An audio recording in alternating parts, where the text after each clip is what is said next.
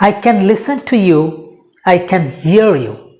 So এই দুটি সেন্টেন্সের মধ্যে থেকে কোন সেন্টেন্সটি কারেক্ট, কোন বাক্যটি সঠিক? So well, hello everyone and welcome back to the Learn English with Mukuls.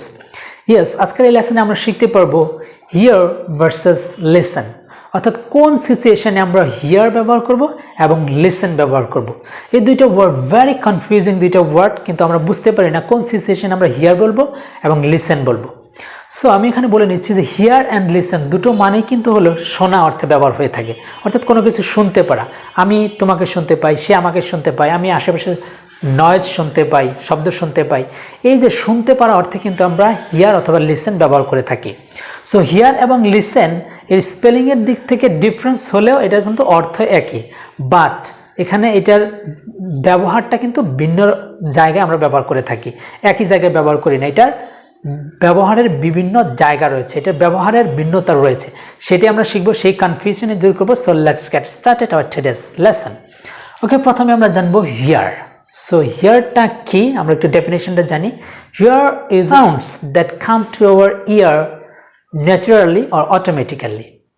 Here অর্থ শোনা, এই অর্থে আমরা ব্যবহার করে যখন কোনো একটা শব্দ আমাদের কানে অটোমেটিক্যালি চলে আসে, এমনি এমনি চলে আসে, মানে স্বাভাবিকভাবে চলে আসে, আমি শুনতে চাই না কিন্তু আশেপাশ থেকে শব্দ আসে, সেটা আমি শুনতে পাই। এই পরিস্থিতি আমরা ব্যবহার করে থাকি হিয়ার। অ্যান্ড লিসেন কখন ব্যবহার করে থাকি, এটা আগে ডেফিনেশনটা জানবো, তারপর আমরা কিছু বাক্য শিখব, বাক্যের মাধ্যমে আমাদের সমস্ত ডাউট ক্লিয়ার করে নিব। এই হিয়ার কখন ব্যবহার করবো আর লিসেন কখন ব্যবহার করবো আপনারা নিজেরাই বুঝতে পারবেন। সো লিসেন হলো to focus on a sound and here that carefully. To focus on a sound and here that carefully, একটা সাউন্ডের প্রতি খুবই নজর দেওয়া, মানে মনোযোগ দিয়ে শোনা, ফোকাস করা। মনোযোগ দিয়ে যখন শুনছি, এই পরিস্থিতি আমরা লিসেন ব্যবহার করে থাকি। তবে লিসেন ব্যবহার করার একটি গুরুত্বপূর্ণ মাধ্যম হচ্ছে লিসেনের পর সবসময় প্রিপোজিশন টু বসে, যেমন লিসেনের পর সবসময় টু বসাতে হয়, হ্যাঁ, টু বসবে, লিসেন টু।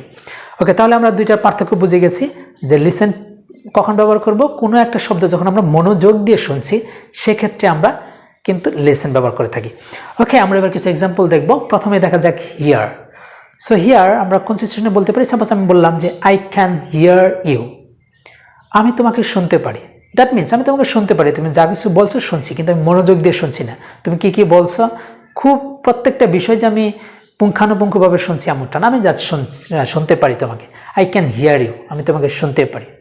অ্যানাদার এক্সাম্পল হতে পারে I can hear some noise, আমি কিছু শব্দ শুনতে পারি। এমনটা নয় যে আমি ইচ্ছে করে শব্দটা শুনছি, মানে আশেপাশে নয়েজ হচ্ছে সেটা আমি শুনছি। I can hear some noise, শুনতে পারি। অথবা আমি এটাও বলতে পারি they heard a strange noise in the middle of the night, তারা রাতের মধ্যরাতে একটা অদ্ভুত শব্দ শুনতে পেরেছিল।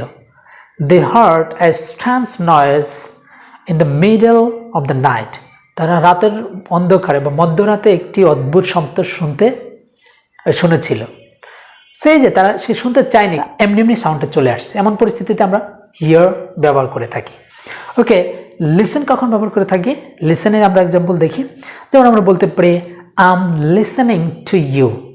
আমি যদি এই কথাটা বলি যে I am listening to you, আমি তোমাকে শুনছি, দ্যাট মিনস তুমি কি বোঝাতে চাচ্ছ সেটা আমি বোঝার জন্য চেষ্টা করছি, মনোযোগ দিয়ে শুনছি। I am listening to you, আমি তোমাকে শুনছি। অথবা এটা বলতে পারি আমরা যে in my free time I listen to music, আমার অবসর সময় আমি গান শুনি। দ্যাট মিনস এরকম না যে আমি শুনি, গান শুনি আমি মনোযোগ দিয়ে।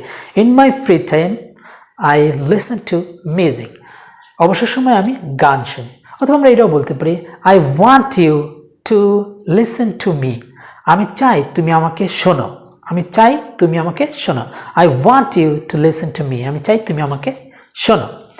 এই যে পরিস্থিতিটা, অর্থাৎ আমি মনোযোগ দিয়ে শুনতে চাচ্ছি বা শুনছি, সেই পরিস্থিতি আমরা ব্যবহার করে থাকি লিসেন। আর লিসেনের পর সবসময় টু বসে।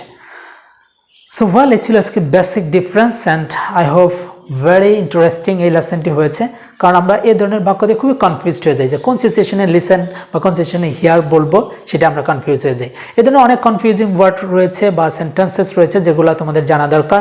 প্লিজ কমেন্ট সেকশনে জানাবে, তাহলে আমি আরও এই ধরনের ভিডিও খুব শীঘ্রই নিয়ে আসার জন্য চেষ্টা করবো। And that's all about for today, and I will come up with a new lesson very soon. Thank you, take care, আল্লাহ হাফেজ।